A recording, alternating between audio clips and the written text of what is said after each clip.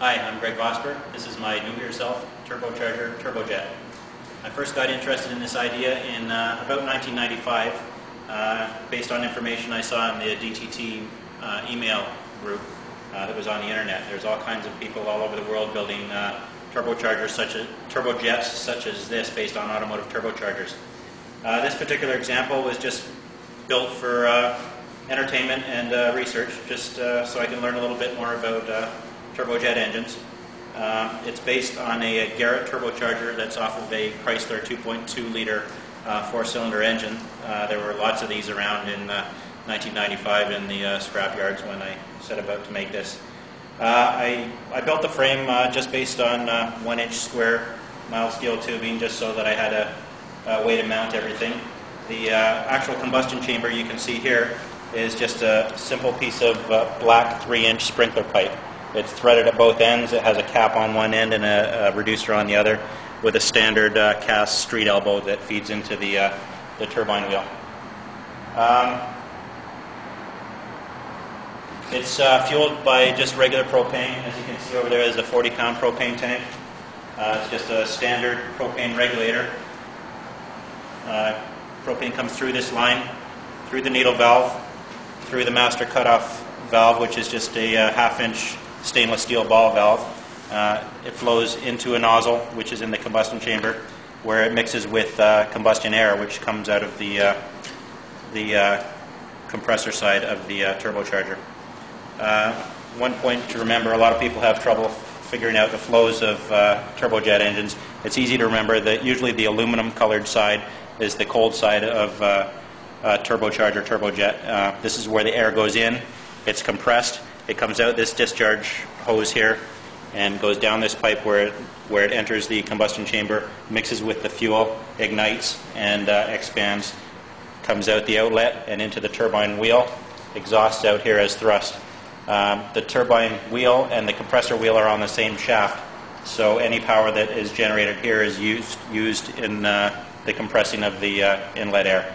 If we were to use this in an aircraft or for pure thrust, we would have a nozzle on here, so we can maximize the thrust. As it stands right now, not a lot of thrust comes out, but if we were to make that hole smaller, we would get a significant amount of thrust.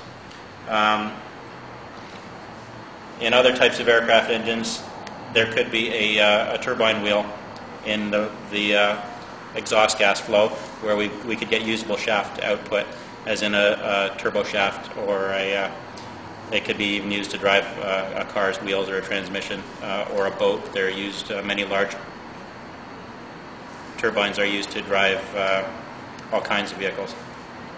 Anyways, just to point out my instrumentation, it's pretty basic. Here I have oil pressure, which is right at the inlet to the bearing of the turbocharger. That's a fairly important one because I do reduce it a little bit for ease of starting, and then I increase it as we spool up. This is just to measure combustor pressures. It's on a long extension, so I can keep the heat away from the gauge. And here we just have fuel pressure, and that's a fairly important one, just so I can monitor.